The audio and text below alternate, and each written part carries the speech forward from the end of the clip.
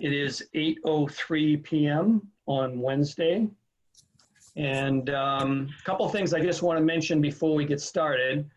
Leonie had another commitment that she's got to maintain at some point during this meeting. So she's going to step aside briefly and then come back. So that'll happen. And I've been actually dealing with a health issue since the weekend, and I may have to step away briefly as well. I may not, but I may have to. I don't know. So I'll just let you know. If I do have to, then you guys just continue and I'll be back. All right. Shouldn't be long. Oh, we see you now, Tom. I'm holding my phone to the computer. Oh, okay. All right. Okay. So the first order of business on the minutes is to, on the agenda is to approve the minutes from our last meeting that Josh had sent out. Hopefully you've all had a chance to take a quick glance at the meetings. So I'd be entertaining a motion to approve. I, Thomas, motion to approve the minutes from the last meeting. Is there a second? I'm going to second that. Okay, any discussion? All right, all those in favor, say aye. Aye. Aye. All right, minutes are approved. And I just forgot as well, I'm sorry. Ann is filling in for Josh tonight, Ann Holmberg. She is the Secretary of the Town Council. So there she is. Hi, So, everybody. We're Hi, very thankful that she could fill in. Josh had a conflict with another committee. So thank you, Ann. You'll be taking our minutes tonight for us. So, can I just ask, do you not take your votes by roll call? Sometimes we do. Sometimes we don't. I mean, sometimes we also, you know, have unanimous consent. Okay, Um, okay. So I'm not really sure if there's a requirement that we have to do a roll call. When you do meetings virtually, you're supposed to take the votes by roll call. So is that for all committees? Pretty sure, yep. Okay, well, we didn't know that, so we'll, I don't want to interfere. I'm just, that's what I think. I'm not an attorney. So however you do it is fine. I thought that's what we do. okay, well, maybe we'll do that then. I mean, I think we'll use the unanimous consent at some times when we're just making, you know, minor decisions, but I think that does make sense. So thank you for mentioning that. Okay, okay. All right, so agenda has been approved. I also just want to make a comment that further on down in the agenda, we're going to be discussing some other items. I had sent out through Josh a few other documents to use as guides during that discussion. I hope everybody has those handy or at least available so that as we're talking, you have them in front of you, because I'd like to use some of those talking points to guide the discussion. Another issue that we had with the agenda that I just discovered actually a couple hours before the meeting is that the agenda that I had sent to Josh, he omitted the first public comment item, which was supposed to come up after the approval of the minutes. So if it's okay with everyone, I'd just like to add that in right now and just ask if we have anybody from the public on the call. I don't see anybody on the Zoom, but there could be, I guess there could be somebody else that might want to speak. So is it okay with everybody if we just add that in right now? Yes. And then going forward, you know, it's going to be at the beginning and at the end. So is there anyone from the public that's on that would like to speak?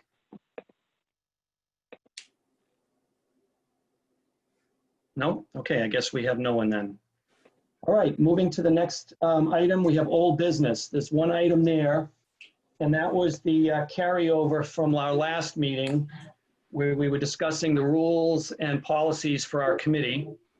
If you recall, we discussed a few items, 3 of which we actually approved. One I think got not rescinded, but I guess removed. Scott, that was one that you had brought up. Yep. But there was one that we had left pending that I think we need to discuss and vote on. And then there was another one that I thought might be worth adding as well, which I included on that sheet that I sent out to you. So right now, I guess we want to talk a little bit about the double voting policy. That was one that we hadn't made a decision on, and whether or not we want to, you know, vote on issues now and then vote on them again at the end. specifically the recommendations to updates to the charter. So I'm going to open that up for discussion right now to see if there's anyone that wants to comment on that. Do you have any feelings one way or the other?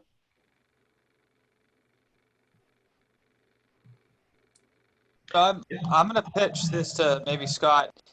Have you, in your experience with that, does it slow down the process at the end? This is, it's a little bit different than what the town council does, but I like the idea of this for what we're doing. Mainly because we are going to be recommending a lot of different changes as we go forward. Well, we could theoretically recommend no changes at all, but I imagine we'll be proposing a lot of changes, and as we go along, those changes might interact with each other in a way that we didn't foresee at the time. So I think this would give us the opportunity to really look at the entirety of the changes. I think one of the things we can ask Carlton when we come up to his agenda item here is how they actually work that into their process. Because if we vote on something, say in August, at some point, then we'll want to vote on it again. But how that all works, and so Carlton, we'll ask that question of you at the proper time. Well, why don't we just ask you now, because that way it'll help us decide if we want to do it or not. Is that okay? That's absolutely nice. I was thinking you should do it now, because the reason we did that is because we reviewed the charter from letter 1 to letter Z, and we weren't charged with delivering specific decisions or recommendations to the town council over the course of that. So one of the things that we did was we did a line, as I said before, we did a line-by-line review. So the issue was, what happens if we vote something and then 6 months later or 12 months later, we find out that, well, we really didn't like that vote. And so we would go back to that issue and re-vote it. So because we were just trying to make sure that we covered all the bases. I think, based on the town council last night, they are sending you I don't know what, and it's an order, they're sending you something that you need to address, because there is a charter revision before them that says remove the word continuous from in front of years in terms of the council, whatever. It says 12 consecutive years. And so that's coming to you for a recommendation. So I think that wouldn't require, if you do that and you take it up now, I don't think that would require a double vote. So I think it's contextual at this point.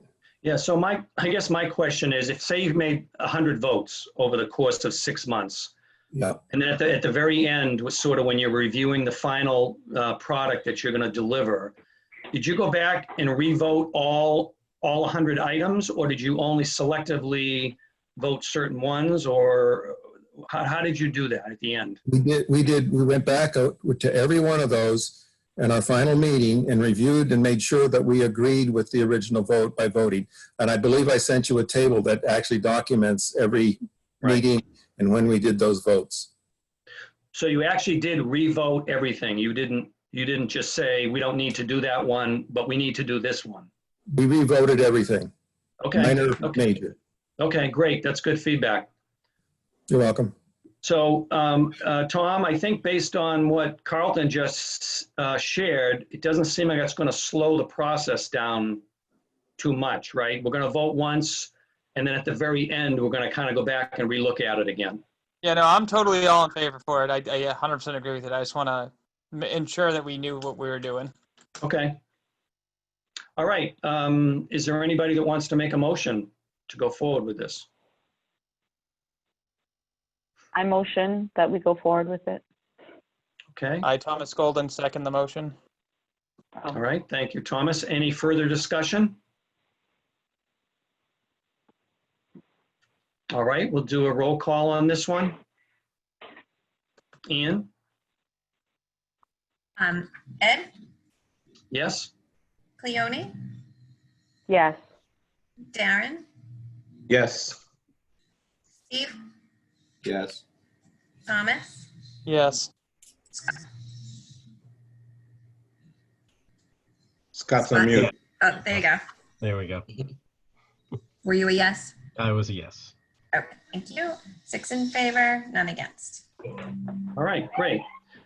Okay, so I have one additional thing that I'd like you to discuss and consider, and that is whether we want to add something that says, do we want to meet at least every 2 weeks, or as required, meet at least 2 weeks, or as required to meet timeframes.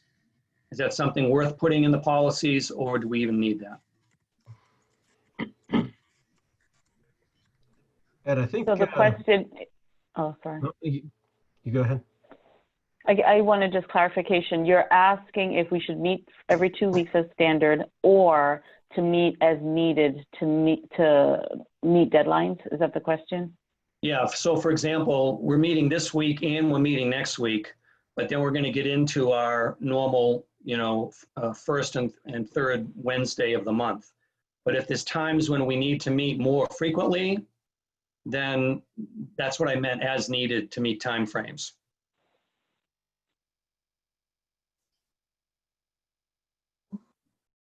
Scott? Yeah, I just wanted to clarify, will it be, because every other week is different from first and third Wednesdays. So there will be some months where that could be 3 meetings in a month. Right, And 2 months. 2 months have 5 weeks, right? Yeah.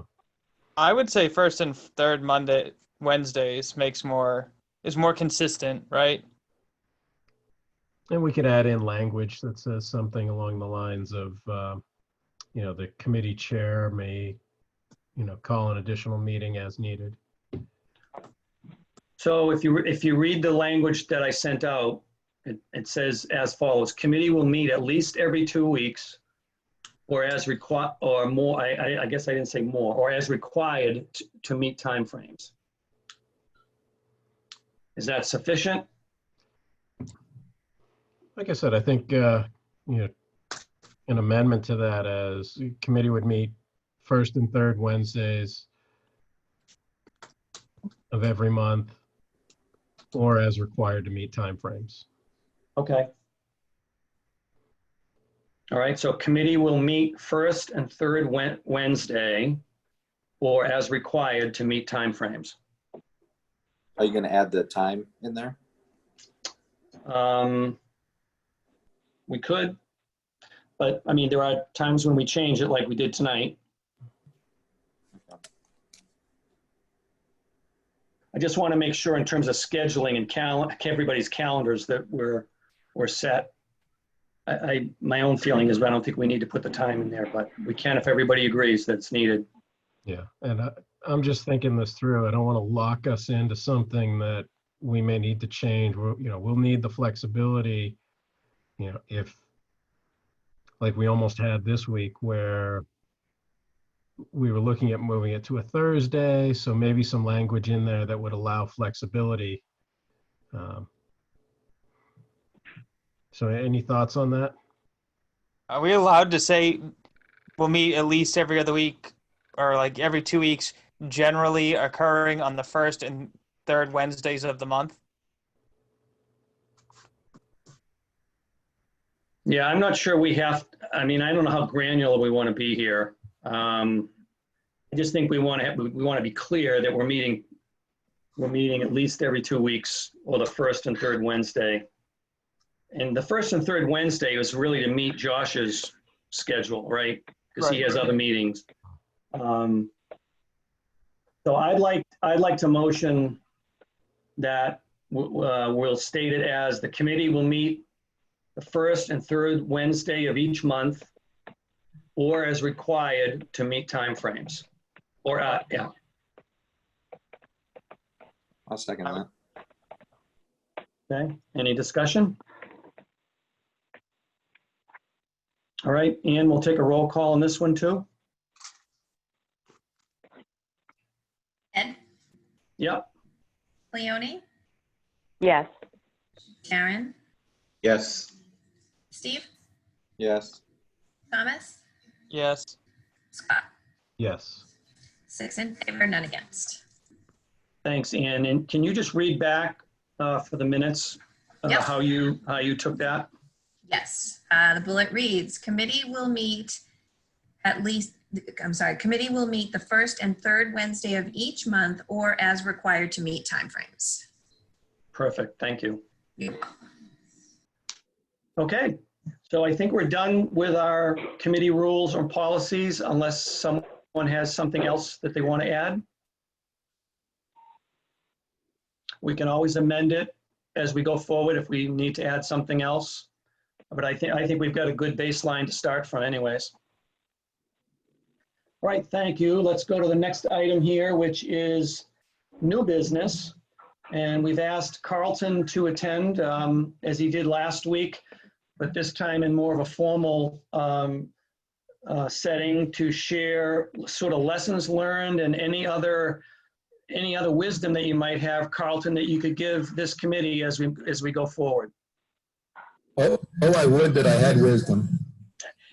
I think we have questions for you as well. So why don't you start with whatever you want to share, Okay. and then we'll chime in. Okay, so I'm going to read from some notes I made for myself here. You've already done some of that. Clearly define how you will proceed with the review and how recommendations will be submitted to the town council for action. The point there is that we did a blanket review with one final report. Based on the experience with the revisions that went to the town, the legislature, et cetera, you may want to make recommendations as you go forward. For example, there is not a recall section in that current charter. You may want to recommend that early as something that the town should consider. That's an example. I think at this point, waiting a year to submit everything would not serve the town well. I think you should be consulting with the town attorney on the actual process. He did have some suggestions last night during the town council meeting. Second, make sure you define clearly every term. I don't care if you think you know what a year is. Well, in a legal world, and Scott will hopefully support me, if you say a year, well, what year? Is it a fiscal year? Is it a calendar year? Is it a year that starts on April 1st and ends on whatever the last day of the month there? So making sure you define that kind of stuff is really clear. I think the former committee had a whole lot of definitions that we added to the document. You may want to refer to those additions that we recommended as FYI in terms of what some of the language we felt needed to have clear definitions. You can define the word term, you can define a year. I think the town attorney has some thoughts on that. Third, work against the prior government review committee or charter review committee. We identified important revisions and minor revisions, and the town then modified these through their deliberations. I'm not sure how they all fit into the big picture right now, but make sure that you have a priority in your recommendations and probably in your review. We had a number of places where we added Mass General Law citations, and I know that the town council, when they did their submissions, had done a lot of revisions that simply cited Mass General Law, and that was sufficient for that particular submission. I mentioned the recall petition. I think there's an issue around what an appointive administrative officer is of the town. There are, I think in some law regulations, those are the town assessor, the town attorney, chief of police, fire chief, director of public works, finance director, and similar type titles. Well, it says as may be created by ordinance. So the major recommended modifications that I would advise you to look at is again updating the glossary in the terms that defines the terms.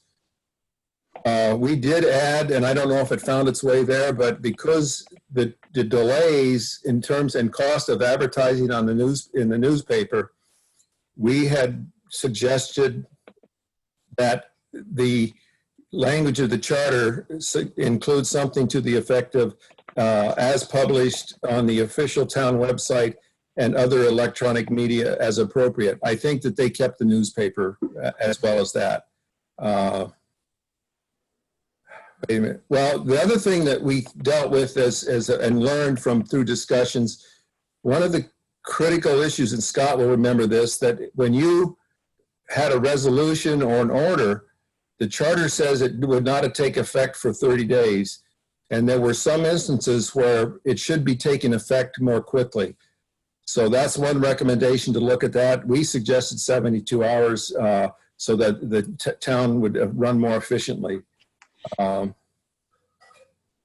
There's clarifications on whether a town employee can serve as an elected town councillor, and there's a lot of mass general law around that. I'm trying to not get too far in the weeds. These are all being taken from the report that we wrote.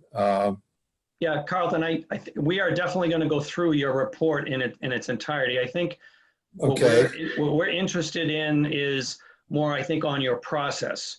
And what worked, what didn't work, what did you change in your process? Things that if you had to do it over again, what would you do differently? The thing I would do over again with knowledge of what is I would not send one huge document with recommendations to the town council. I would send major changes as you go through it. I would go through the old reports and theirs and prioritize what the review sections would be.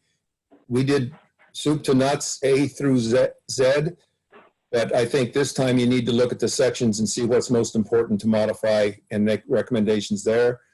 We did not go back and change our process at all.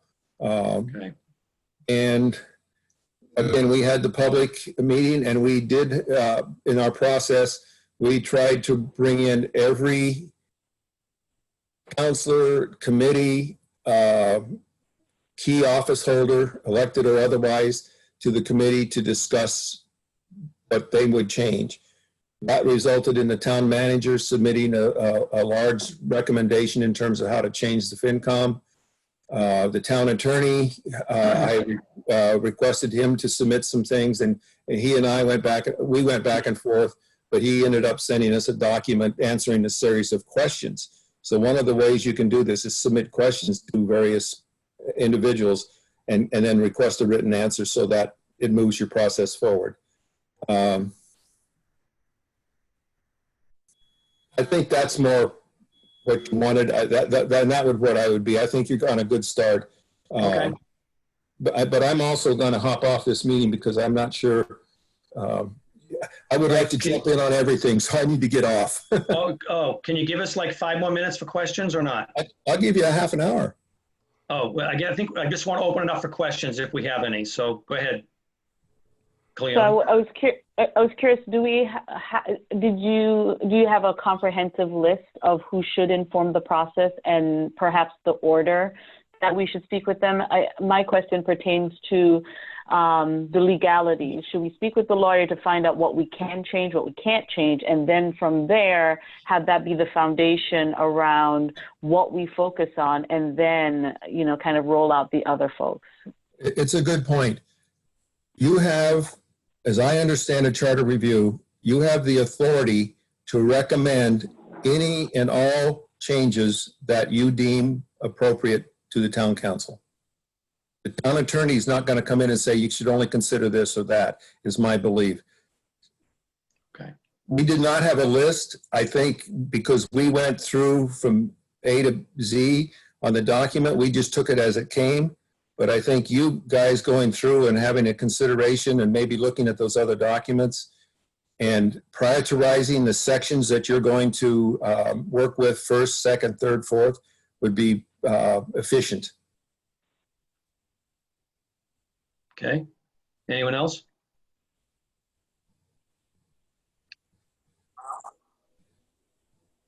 Cleone, again? Sorry. So as I was reading the document, I wanted to know who the primary audience is for this document. Should we be concerned about readability for the average citizen? Because there's a lot of legal, sorry, Scott, jargon in there. And so I wasn't sure if we should be concerned about the language. So I who is the think- audience for this document? The audience is ultimately the town council, and if you have to go to a vote of the town, it's the town. I will say that the recommendation based on something that occurred in terms of the current election cycle, the town attorney says that there are many, many places that you should have a legal review and properly use legal language. Okay, thank you. Carlton, I have a question. Did you guys do a citizen survey? No, we didn't do a survey per se that I recall. But you reached out to department heads and other key officials and did questioning with them?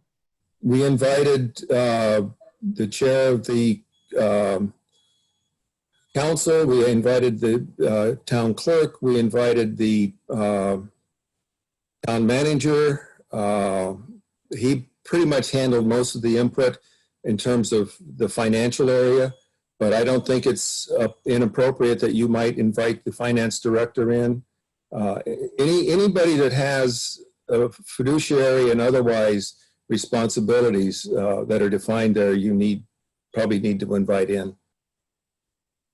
Library trustees were not invited in, but we did have communications with them.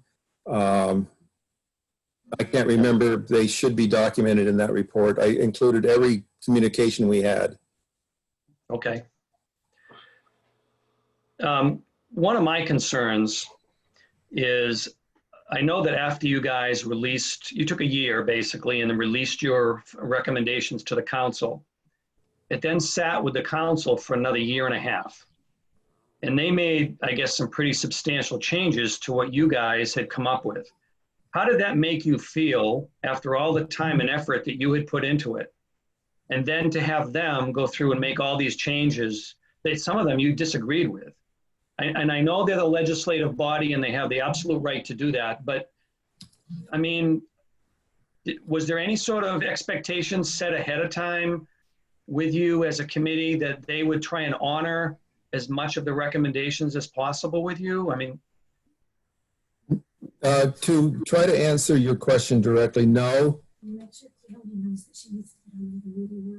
Yeah, I'm being told that there's another meeting that Cleone needs to go to. I'll be right back. all right. Thanks, Marilee. Who? My conscience? Let me go back a little bit. No, from an expectation perspective, we were given no guidance, if that's what your question is. How did I feel? I will say that I participated with, I would say that they didn't sit on that. They actually worked for a year and a half. They had many, many meetings in the Rules Committee, and they were all posted, et cetera. And I went to a lot of them and provided input and tried to justify our recommendations. But at the end of the day, it's up to them. Your committee, this committee is a recommending body. It's advisory. Nothing more, nothing less. They can take it or leave it or change it. Okay, I mean, that's valid. I just want to make sure that our committee understands that what could happen potentially after all the work we put into it.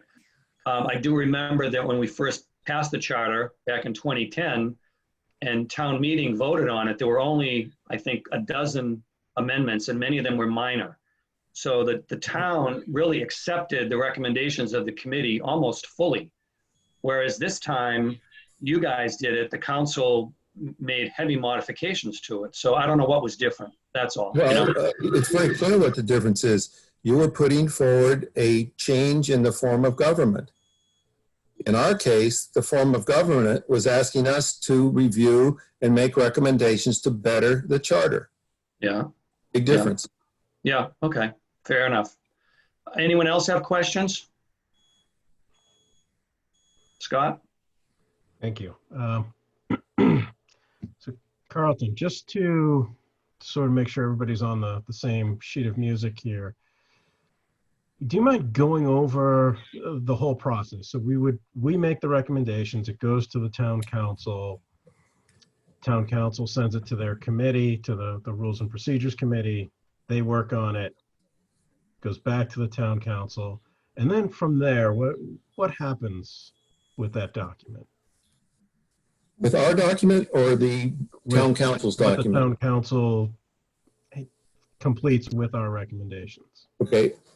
The process of charter required every 6-year review was conducted. We were charged with providing recommendations. We did that via a report. They then took that and worked in committee, as you indicate. When they brought it back up from committee to the main town council, that was voted on. And at that point, I had no control or no knowledge of how it should proceed. I have been told, as I've said the last meeting, that there are potentially 3 different ways to modify the charter. Now that we are under charter. Remember, before we weren't under charter. So now we are under charter. And that is why I think you need the town attorney to come in and speak to you directly as what the options are. Options about language, options about the process specifically. Can you submit single changes to the council and have them approve it? Do you need to go to ballot for that? Do you need to send it to the legislature? Last night, he certainly indicated that the single change that's being sent to you should go before the legislature because it's substantive. And the voters. He said to the legislature. I don't know if he said to the, but Well, if he did, that's fine. Yeah, no, he said it has, basically said every change that is made has to go before the voters because we go through the special act process, so. Anyway. Well, there is a different process and if that's his recommendations, then, and if that's his legal opinion, then you need to follow it. Yeah. But you need to have him give you that instruction. Yeah, okay. Okay. With that in mind,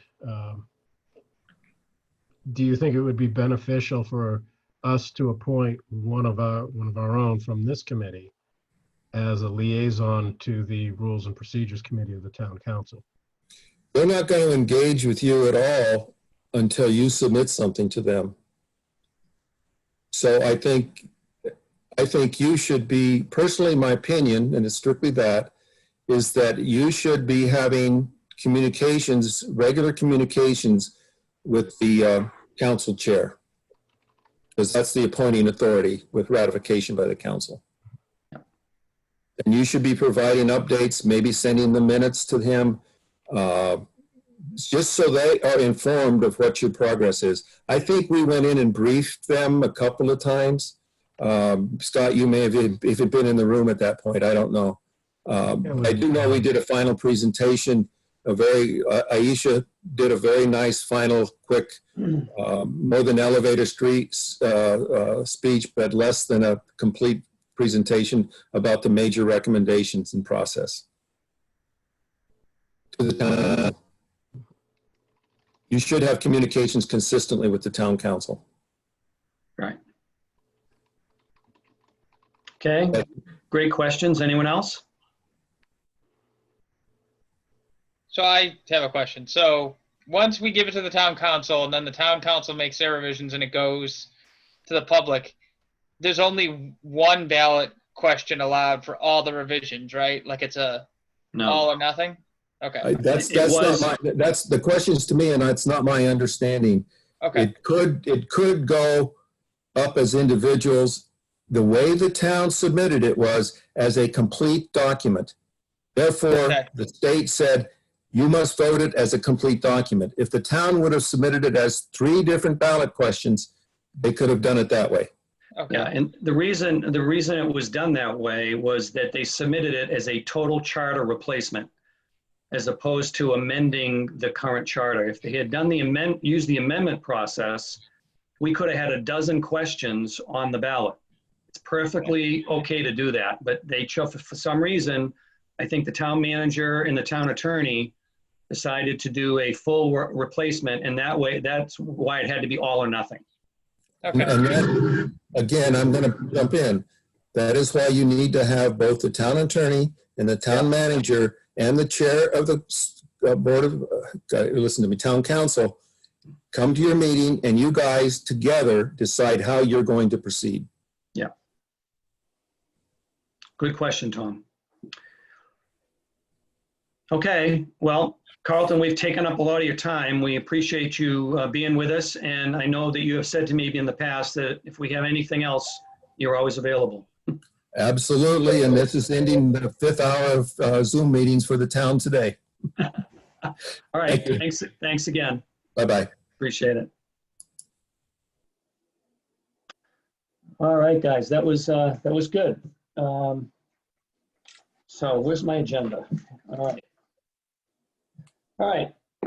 So the next item on our new business is committee planning, and really continue to talk about our focus, our scope, and just really how we want to establish some sort of a structure around what we're doing. As you know, we have an election coming up this weekend. And after that election, the town council meets next on July 7th. At that meeting, they are going to reorganize, meaning there'll be a new president voted in and a new vice president voted in. So what I would like to do as representative of this committee, I would like to plan to attend their next meeting, which would be 2 weeks after that. Ian, what are their meetings in July, 7th and the 21st? No, there's one meeting in July, and then their next meeting is in August, Oh, August 4th, summer sessions. August 4th. Okay. So I guess, what I would do is I would reach out to the president-elect or the new president and try and get on the agenda for the August meeting. And at that meeting, present to them sort of our timeline and our process, and set expectations with them about, what we plan to deliver. And I just don't want, my question earlier about, going through all this work and then at the end having them change everything that we do. I want to know up front that they trust us and that what we deliver is going to be a good product. And, sure, they may make some changes, but it shouldn't take them another year and a half on top of what we do. And I think it's reasonable at this point. We could achieve next April's election if we really wanted to do it and the council bought into it and we went through the amendment process. We could actually get something before the voters next April. It is possible. It'll be a stretch, but if everybody buys in and if we can get the council to buy in, then it's doable, rather than let this drag on for multiple years. So that would be one thing I'd like to, get their commitment on when we meet when I talk with them in August. Thomas. So I just have a quick question. So I think we can get the town buy-in. Don't we also have to get the state house to buy in to that time frame? Yeah, so as I mentioned, I think I've mentioned this before, when we put the original charter in, the town approved it in December. It took 3 months. We had it back from the legislature in the first week of March. Okay. And we were able to get it back on the ballot. Now, the reason that happened was because we had Angelo D'Amelia, our state rep, and our state senator, I can't think of his name, they were behind this and were pushing it through. So that's part of the process. You should get them on board early and get them to advocate for you at the State House, and you can move things quickly. That didn't happen last time. It sat for a year and no one pushed it. So is it doable? Yes. is it going to be a challenge? Potentially. But I think it might be worth the challenge, to be honest with you. So anyways, if that is something we want to at least think about, that may help us in terms of our scoping, how we decide to do scoping. And what I mean by that is, rather than start with a clean slate and do exactly what the former committee did, was, start with the current charter and go line by line, do it that way, as opposed to starting with what they've already ended with, and use that as a baseline. And that gives us more momentum than if we started from a blank slate.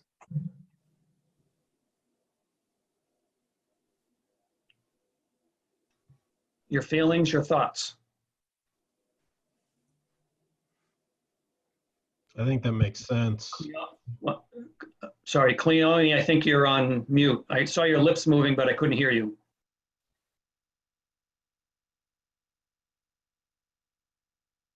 Oh, She go might be ahead. on her phone audio.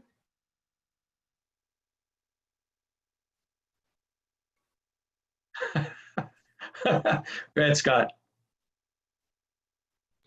I was just saying, I think it makes sense, rather than trying to reinvent the wheel, working with what has already been done and simply reviewing those, and then, taking it up from there. If there's any additional changes we want to make, or if there's any of the previous changes that were recommended that we don't like, we'll adjust from there.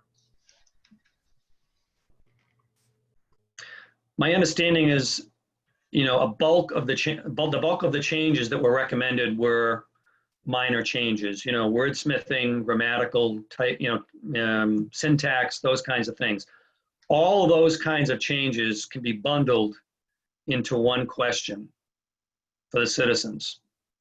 And then what you can do is you can take the more controversial issues, and then you can have separate questions for each one of those. So, you'd have one question for the town clerk, elected versus appointed. You'd have one question for the stipend, for the town council stipend.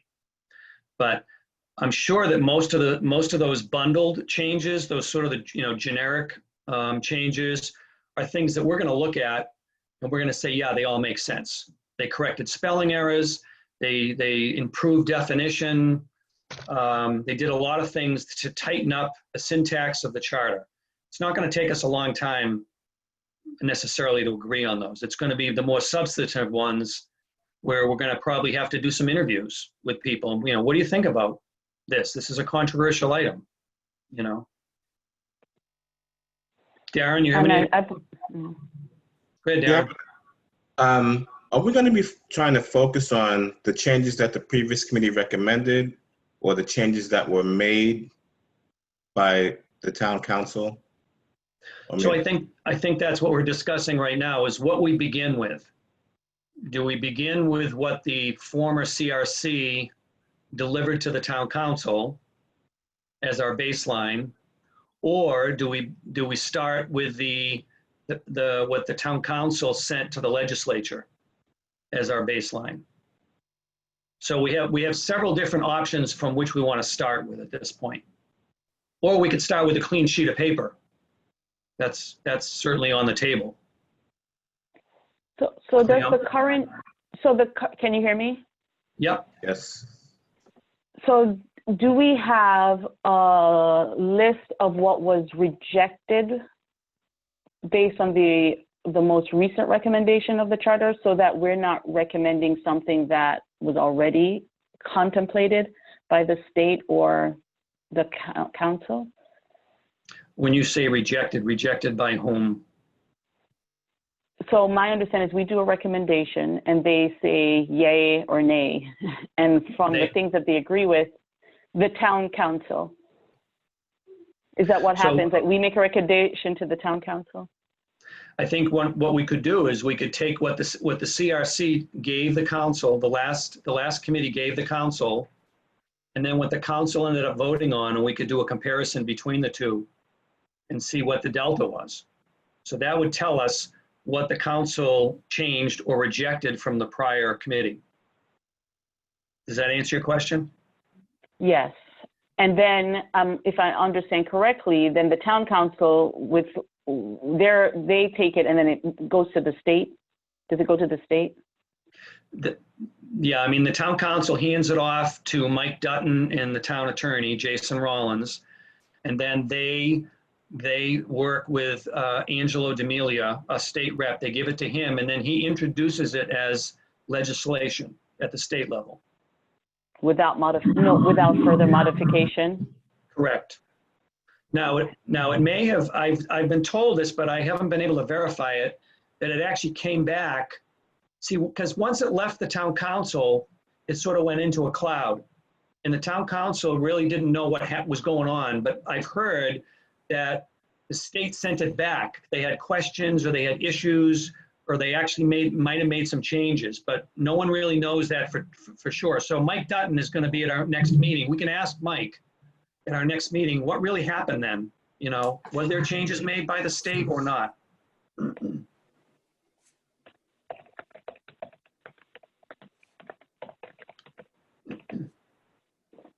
Ed, if I can jump in here, I think to Carlton's earlier point, it would be a good idea to talk with Jason or have Jason come in and go over this process.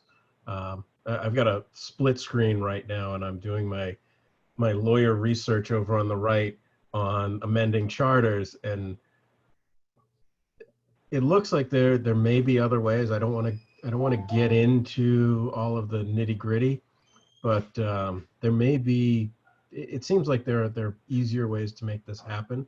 But to your point, as with looking at what the previous review committee did, what the previous town council rules and procedures, what the town council ultimately sent forward, getting all of and figuring out what the changes were made. It's important to know that we're a different committee than the previous charter review committee. We may have different opinions, and those are all valid. The town council that we'll be making recommendations to will be a very different town council. The Rules and Procedures Committee may be a very different Rules and Procedures Committee.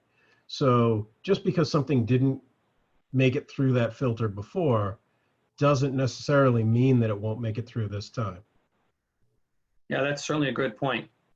So when you're thinking in those terms, are you sort of leaning towards maybe using the baseline as what the former committee recommended to the council and starting with that? I think that's a good place to start, but I don't want to limit ourselves.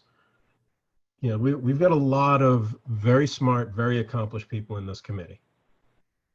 And I don't want to see us limiting ourselves based on, well, this went up before and the prior town council didn't recommend it or didn't push it forward. So what? Yeah. You know, this is our committee. If we vote by a majority that we want something to go forward, we'll make it go forward. If they want to vote no, that's fine.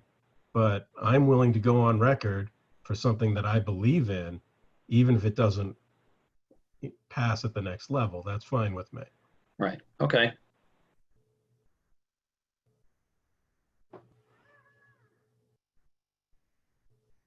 Anyone else have thoughts on scoping our effort?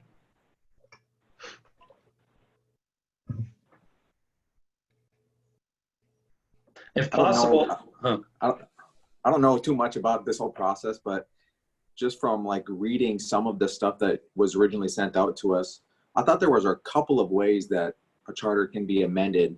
Now, I thought one of them was, like, I think somebody mentioned a special council or special deal. Special act, where it just goes to our councilmen and they vote on it, and then it's enacted. Is that not something that we can do? That's not the purposes. Okay. I mean, if you're saying that, if you're asking the question, can the town council as our legislative body make changes to our charter without the citizens voting? The answer to that is no, they cannot. The citizens have to vote. And the only way for anything to be on voting question has to come through the state. It has, in order for it to end up on a ballot at an election, it has to go through the state for their review and approval. It does not have to go through the Attorney General, which a lot of times you have to go that route as well, but we don't. We're a self-governing town, so we don't need the Attorney General sort of overseeing or looking into our business. But the state legislature, because of the way the Constitution is written, they have to kind of review any changes to town charters. Very good.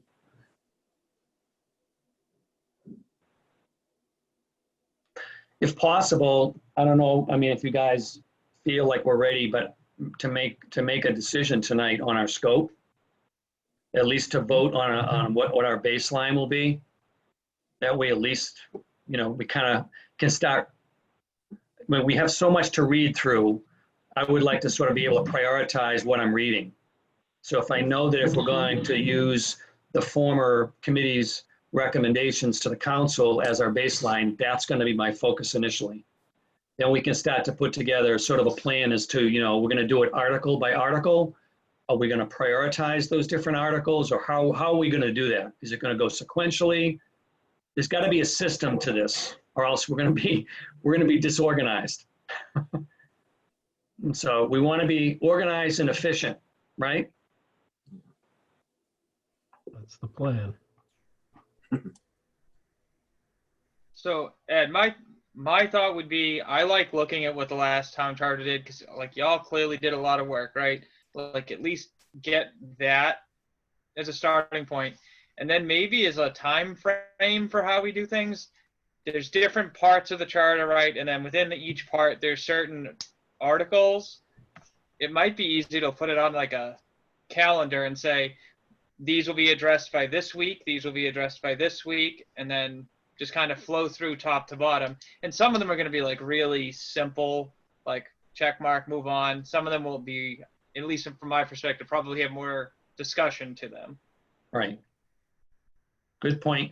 And Carlton made a good point, I think, as well, when he just talked about, you know, don't wait till the end until you give the council an update. It would be nice if we could sort of say to them in August, when I present to them, this is our plan, this is our timeline. So over the period of the next, you know, 3 to 4 months, I'm going to come back to you and I'm going to give you updates in these areas.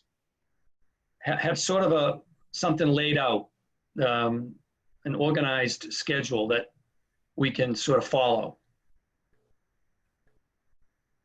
rather than just. I wanted to, yeah. Sorry. I like what Tom is saying. I just want to get clarification. When you say review the recommendations of the prior committee, is that one and the same as saying reviewing the current charter? Like No. the current active, oh, it isn't. So we're kind of going one step before the current charter? So if we were to use the current charter, then basically, Cleone, we're starting with a clean sheet of paper. That's what you mean by We're that. going to do exactly what the former committee did from the very beginning. So what I'm saying we do is we take, one of the options is we take the results of what the former committee did, and that becomes our baseline. And so we look at all the changes they recommended, and we say, do we agree with that change? Yes or no? Do we agree with this change? Yes or no? So we look at all of their recommendations, and maybe we agree with all of them. Maybe we only agree with 80% of them. And then for the 20% we don't agree with, then we change, we change it. But it just seems to be a little more efficient if we start with what they did than start. I guess my confusion is that, are we saying that the current charter was what they reviewed and it does not include any of their recommendations or changes? I'm sorry if I missed that. Their recommendations are based on the 2010 current charter. Because it didn't pass at the last vote. Okay, right? that's, okay. Right. So So our, they So that's why it's a blank slate. And nothing happened. yes, so our recommendations are going to be based on the current charter. because that's what's in place. The 2010 charter is what we're going to recommend changes to, just like they did. So Carlton said that he had a list of all of their questions that they had at the very end. They went back and re-voted on all of them. Is that what you're referring to is what we're going to start with? Just go down the list and see if we agree with those votes? Well, not their questions. We're going to look at their final report and look at what their recommendations were. All the changes that they recommended, we're going to start looking at those. Because they started at the very beginning and went line by line. So Yeah. we can start and see the results of the work that they did. Rather than redo their work, start with, look at what they did and say, do we agree? Yes or no? And then move forward. Well, I'm good with Did that as our scope. Cleone, did that answer your question? Yes, and if I could restate it to make sure I do understand. 2010 charter review came in, the committee reviewed the charter, had recommendations, but none of them were accepted. So the charter we have in place now is an unaltered 2010 charter. Correct. And I want to make sure we avoid that for us. Do we have enough information to avoid that? Well, so Cleone, I think one of the, and Ed, if I'm out of turn, tell me to shut up. I think one of the problems is that when it went to the town, it was like an all or nothing. And when you do all or nothing, you almost never get all, because you're going to lose some people over this and over this and over this. So like all that work seemed to be for naught. And are we clear that that is the only reason? Are we assuming that? Yeah. Yeah, I think you may have missed part of the discussion we had earlier, Cleone, about how the charter was presented to the voters and why it failed. Okay.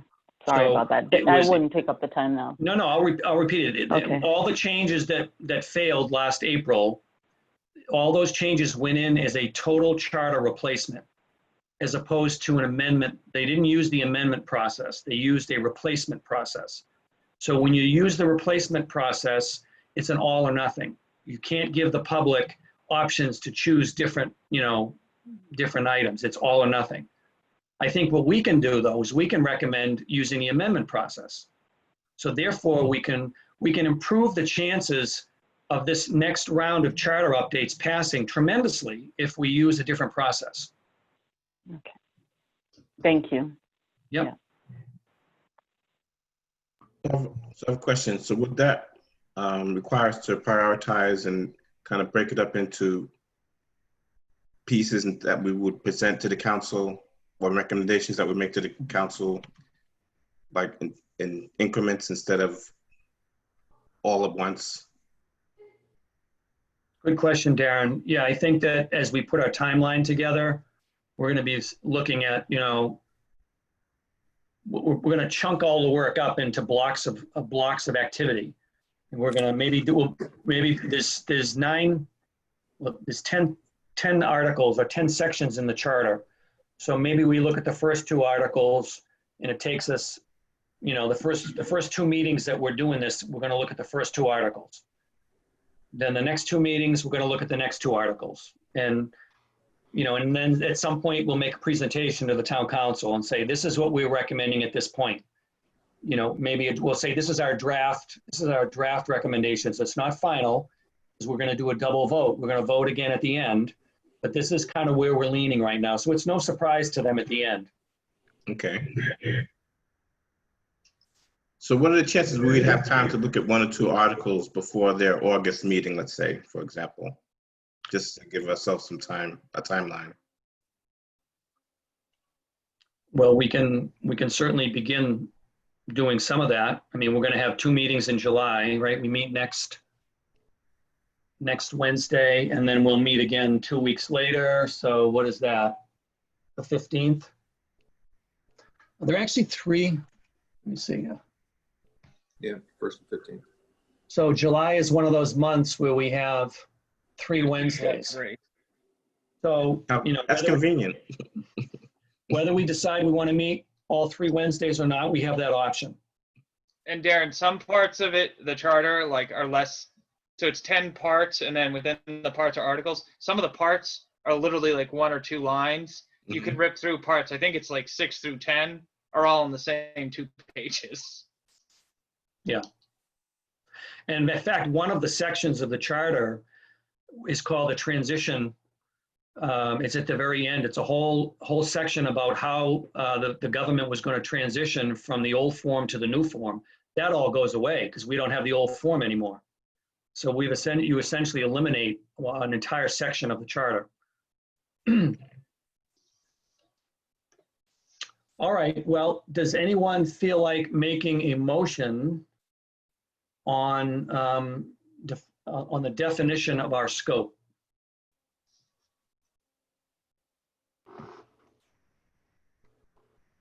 I'm not sure we've defined it yet, have we? We've talked about it. I didn't know if anybody wants to try and put something into words and make a motion, or do you want that to fall on the chair? I had one question about, so there's 2 parts of the motion. I was thinking, are we starting with a blank slate or the review? And then the other part of it, and I'm just kind of brainstorming to see if I'm capturing this correctly. And then the other part of it is the sequence of the review, because one of my thoughts were, should we be looking at prioritizing the areas that we look at based on timelines coming up, or doesn't matter? Like our review and recommendations won't affect anything over the next 12 months.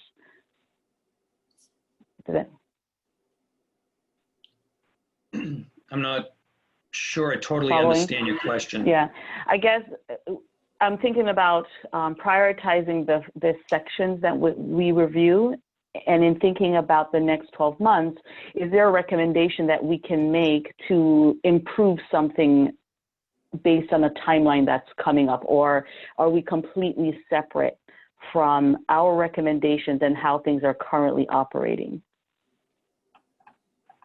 Are you saying, And yeah. Can you give an example? I'll give an example. Yeah. So the question about the term limits, right?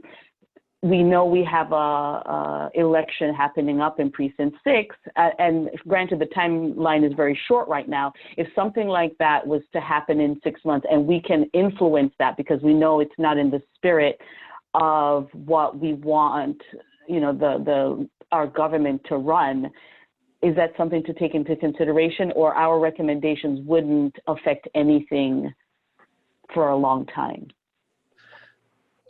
I think I understand the question now. So any changes to the charter have to be voted on by the public, and they have to be approved by the state legislature. So if we wanted to pick one item, for example, term limits, and we wanted to get that in, say, in December, the town would have to present that, get it approved, go to the state legislature, have them come back through a special act process, and then the town would have to call a special town election just to vote on one item. So I guess the question is, could it be done? I guess it could, but is it that critical of a thing that the town would want to put all that effort into that? I don't know. And So you captured my question correctly. Okay, so that's something I guess we could ask the council when we talk to them. We could say, I mean, since they are the legislative body, do you have any specific priorities that you would like us to address sooner rather than later? As we put our plans together, like when I talk to them in August, I'll say, this is our tentative plan and our timeline. I'm looking for feedback. Do you have any priorities that you would like us to focus on? And see what they say. They may say, we're in agreement with your plan, execute it. Or they may say, we'd like you to make some modifications to it.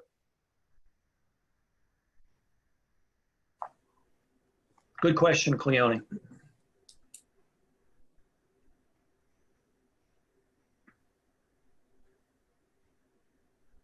So Okay. I, Cleone Mainville, motion that, I don't know if the language is going to be right, that we adopt the practice of starting working based on the former committee recommendation.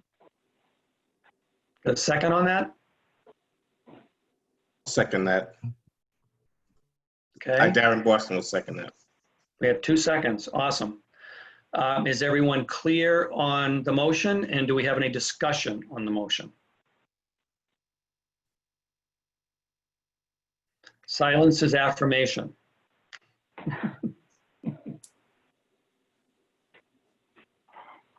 Okay, Ian, can you read back the motion? Sure. Cleone made a motion to adopt the practice of working from the former committee recommendations. And that was seconded by Darren. Okay, Is that accurate? that is, thank you very much. Okay, based on that, I think we are ready to take a vote. I have a quick comment. Oh. Can we add start somewhere in there? So that's not all, that motion isn't all encompassing of our work? Start by in the beginning of that motion?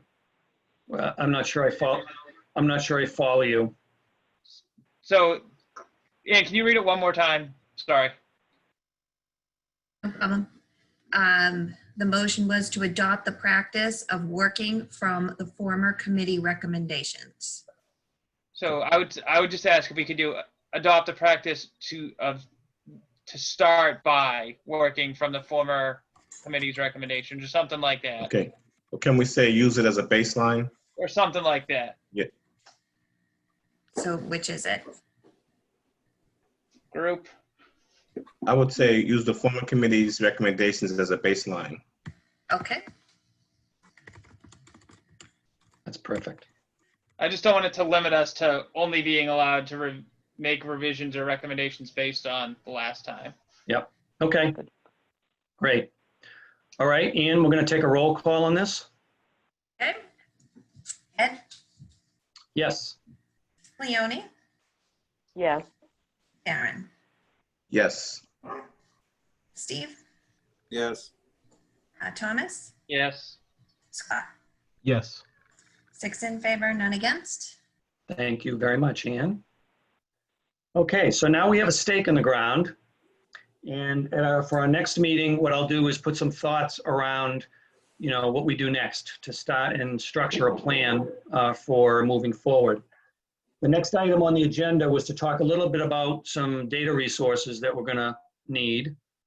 And one in particular, which Cleone brought up, I think, last time, was the possibility of doing a citizen survey. And we heard Carlton say tonight that they did not do one. So I think that makes it even more appropriate for us to consider that.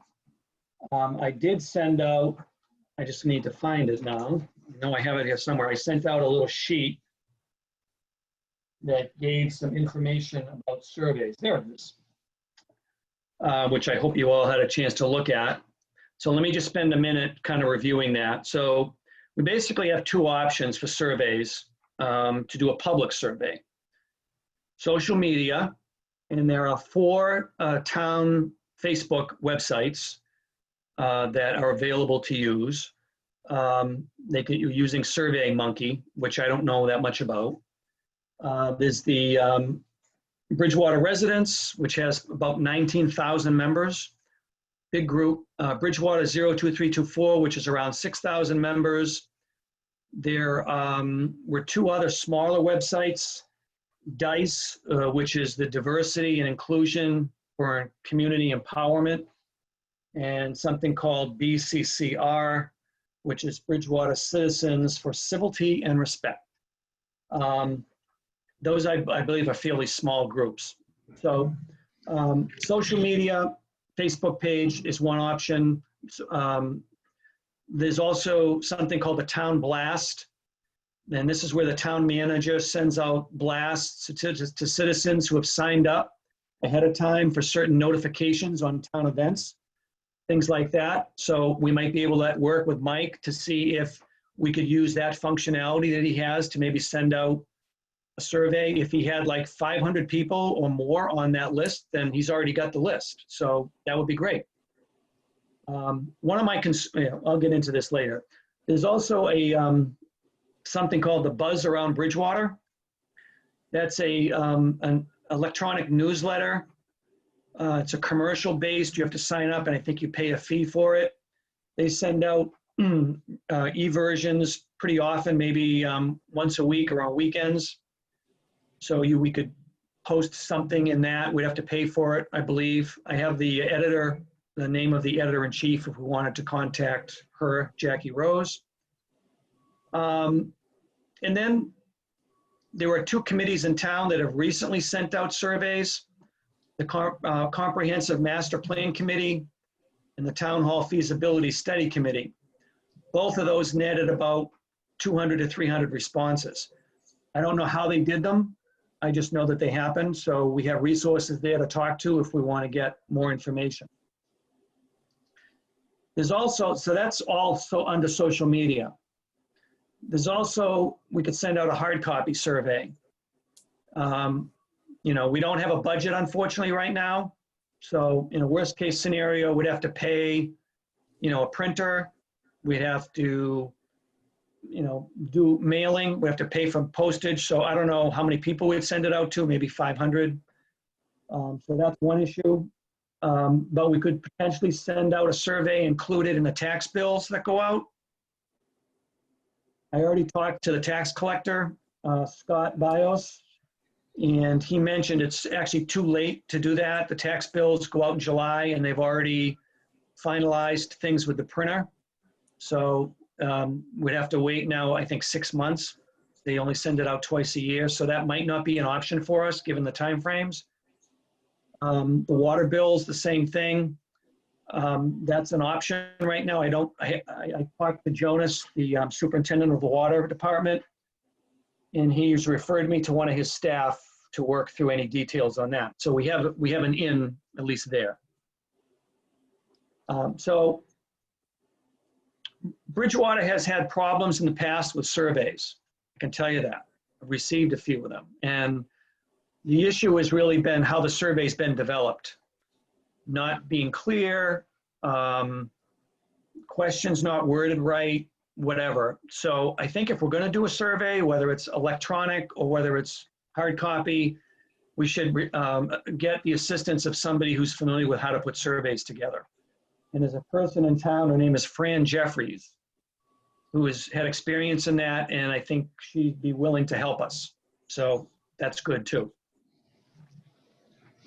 So we've got a lot of information already on at least setting the stage for surveys. I was wondering, and I mentioned this to Cleone the other day, if maybe this is a good time to set up a subcommittee of this group of maybe three people that would be on that subcommittee that would be looking at, you know, a survey, what it might look like and how to distribute it.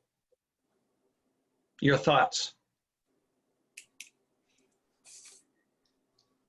So I have a question on the surveying process in general.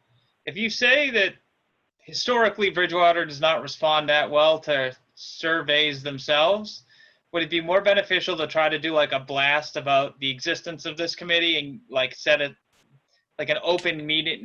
I know all these meetings are open, but like a specific meeting and like, hey, we're going to take in anybody's suggestions. You just got to log on to Zoom, or if we're back in, you know, the real world in person, come this day and talk about your opinion.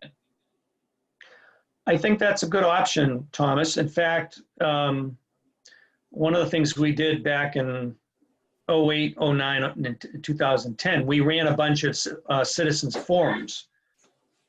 We'd go down to the senior center and we would just open it up to the public, and the public would show up and it would be questions, answers, issues. It was just an opportunity for the public to come, and we would take copious notes on what we were learning from the public. So we could do something like that here with a Zoom meeting, I guess, and just make an open forum. But I think what we need to do is we have to design a set of questions that we need information on, right? They should be sort of targeted questions that we feel we're going to need answers to. And I think some of those are going to focus around the controversial issues, right? The ones that really matter to people. How do you feel about term limits? How do you feel about stipends being paid to our town councilors? Right. But that, I think what you just said is one of the options that we need to include in this. Gotcha. Thank you.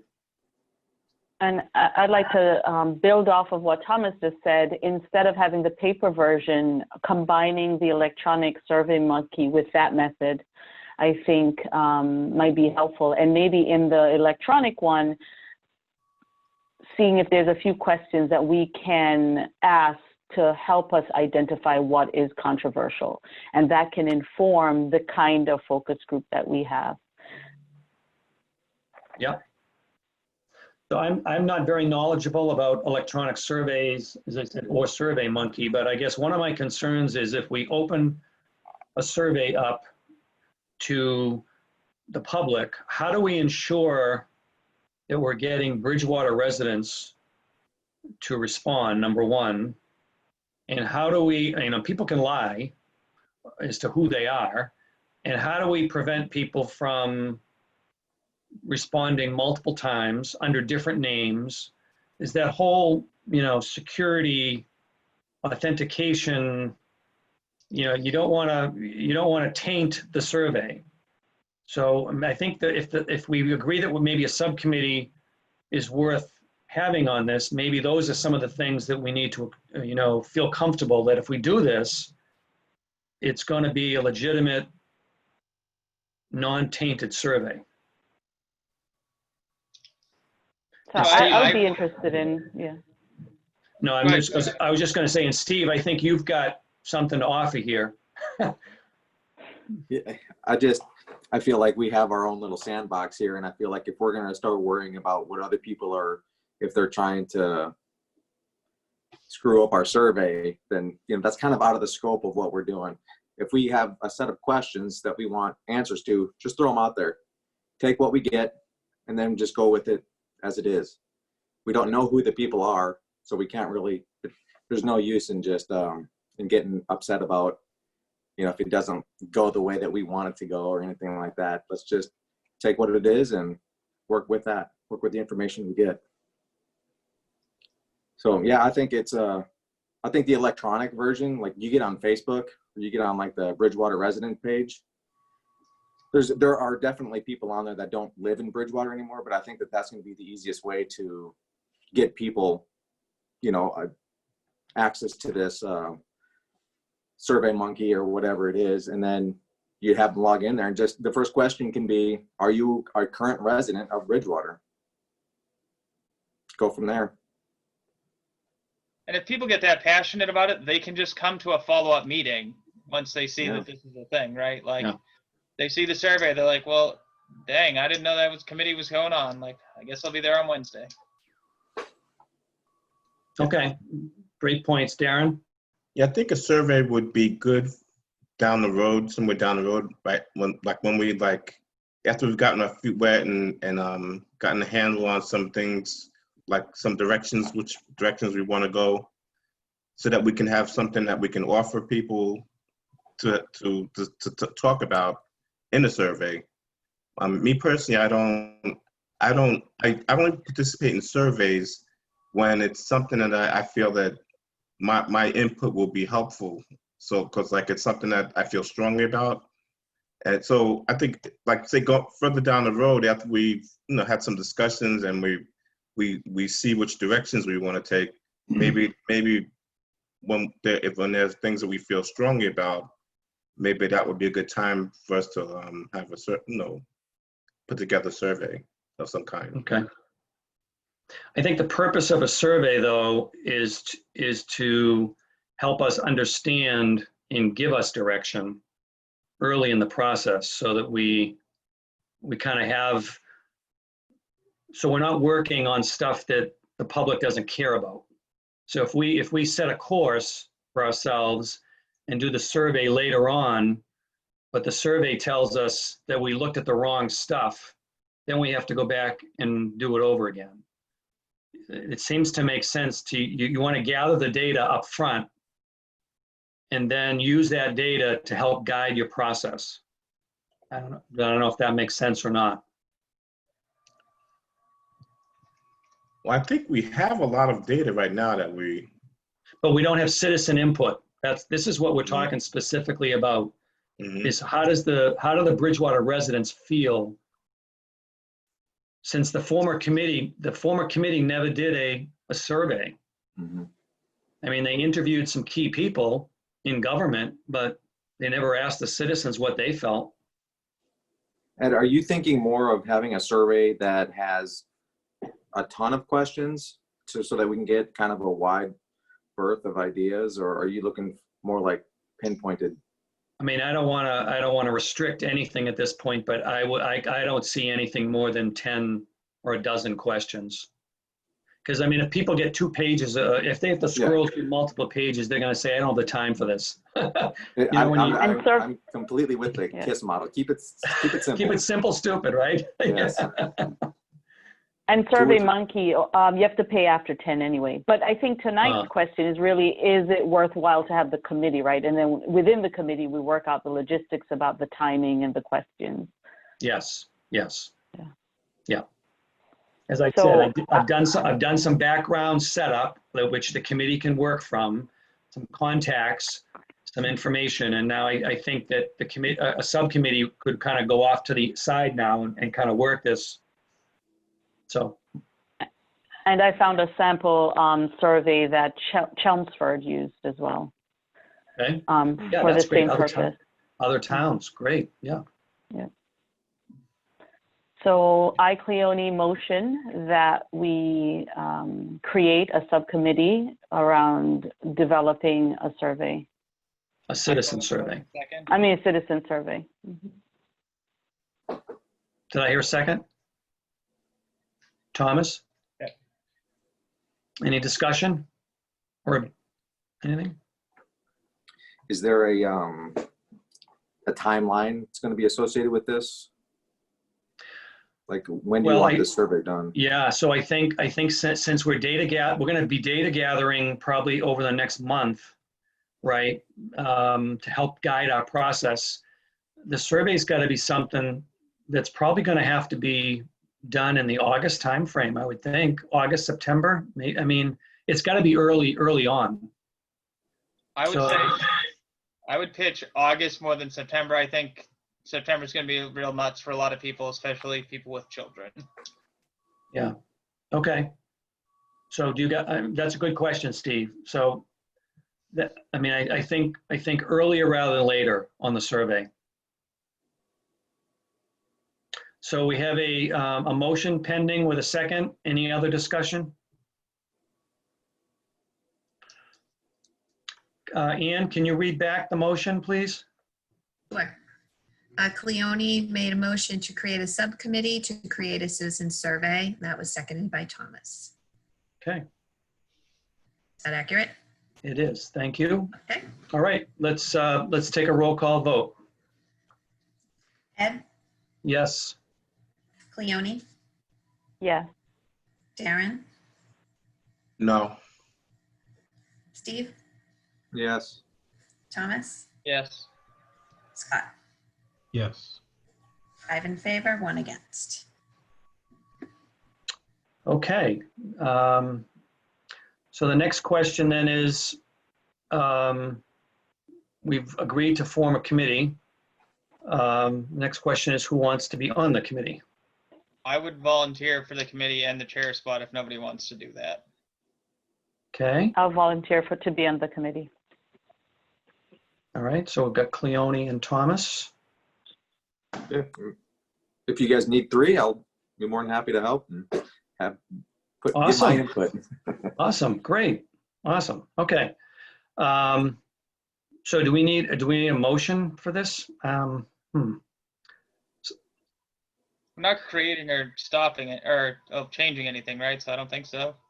Yeah, No. generally, for subcommittees, the chair of the committee actually just appoints the members of the committee. Oh, okay. All right. Well, as chair of this committee, I will appoint Cleone, Thomas, and Steve as members of the survey committee. And this committee can decide amongst itself who will be chair. I think Thomas said he would be chair if no one else wants it. So do you understand your charge as a committee? Yes. Yes. Okay. So just to be clear, I see the charge as twofold. One is develop the survey,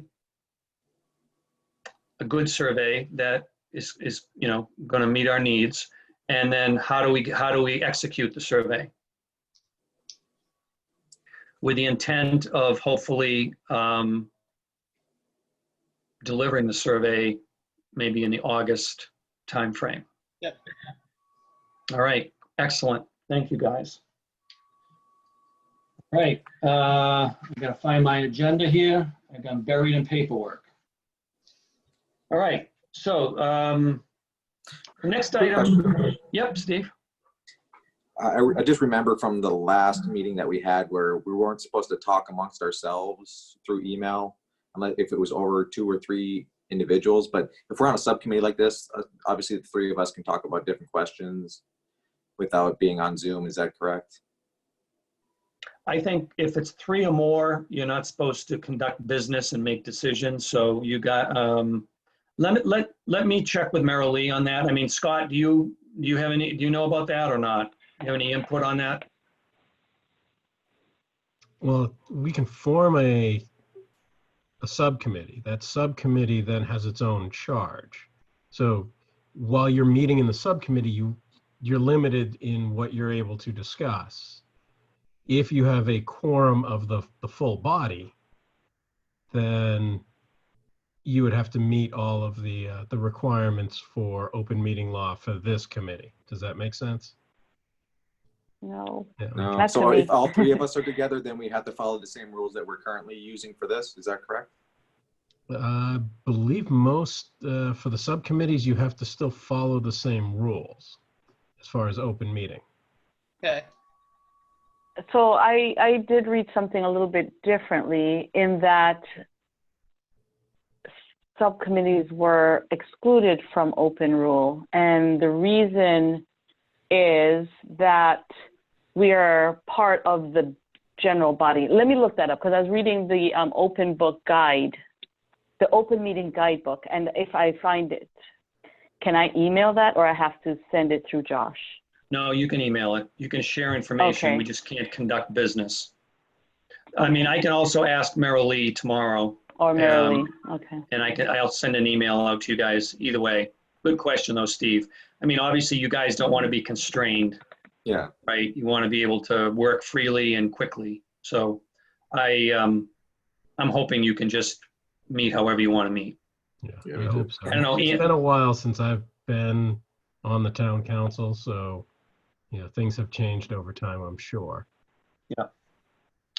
Okay, moving on here. Next item was to examine the initial time frame for reporting to the town council. I think that may be premature right now based on where we are. As I said, at least I want to be able to attend their August, was it August 4th, Ian, meeting? August 4th, yes. Yeah, I want to be able to attend their meeting and give them sort of a preview of what we're looking at. So we've got plenty of time in July to put together that initial time frame. So if it's okay with you guys, I'd like to just sort of push that off to the next meeting. Are there any other subcommittees that you think we might need at this point, or just the survey one at this point? Good with I think the survey is good for now until we get deeper into it. Okay, sounds good. I don't have any other motions to bring up tonight. Anyone have any other items you want to bring up? So I have a question. I was approached by someone on a different group. They want to know how they get to talk to us. I say just come at during one of our meetings and talk during the open session. But if they wanted a formal method to do that, how would they go about that? So are you saying talk to us as a committee or Yes, individually? the trustees of the library specifically want to talk to us because they want to change stuff about that in the charter. So Okay, I don't know. so if you give me a name, Yep. And, Yeah. Constance Fran something. I don't know how to pronounce her last name. Okay. What's your title?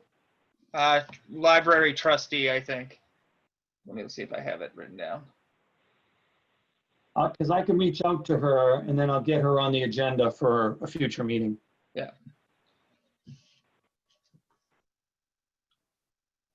I'll get the spelling over to you. Okay, all right, thanks. Okay, anything else? All righty, public comment. I don't see anyone on, so I guess there's no one wants to speak tonight. For next meeting, which is next Wednesday at 7 p.m., by the way, we'll resume to our normal time. Mike Dutton will be joining us. He wants to be early, so I'm going to try and get him first on the agenda once we do our normal administrative stuff. Please, have some questions for him. Anything that you want to ask him relative to his role, his prior role in last year's charter, any advice that he has, same kinds of things that we asked Carlton. All right? And if you have any other agenda items that you'd like to add, please, you can email me. I'd also like to get everybody's contact information, if that's okay. There may be a need sometime in the future where I may need to reach out to you, text you or something. I don't have anyone's info right now, except I think for Leone and maybe Steve. So I'll send an email out and you can reply back with that if you wouldn't mind. So I have a question, Ed. Sure, Darren. So the agenda, it says Mike Dutton, but it says next meeting July 7th. That's my error. Okay, so that, yeah, so we are meeting next week, but. Yeah, that's my and error. Mike, okay, and Mike July, is it's coming, on July Mike is 1st. joining us next week, okay. Good catch, though. You're paying attention, Darren. I'm trying. All right. They have a motion to adjourn. I make a motion to adjourn. Second. Like that. Second. All in favor? Oh, Aye. Oh, Ann doesn't like that, so. Ian doesn't like that. And we'll take a roll call to adjourn, okay? You know what? I'm just a guest. Yeah, but you're right. Sorry. Ed, Yes. Leone, Yes. Darren, Yes. Steve, Yes. Thomas, Yes. Scott. Yes. 6 in favor, none against. I won't be back, I promise. And you're a sweetheart, Ian. Thanks for helping us tonight. All right, have a good night, everybody. Thank you, Thank Ann. you. Bye. Good night. Thank you, everyone. Bye. Night, everyone.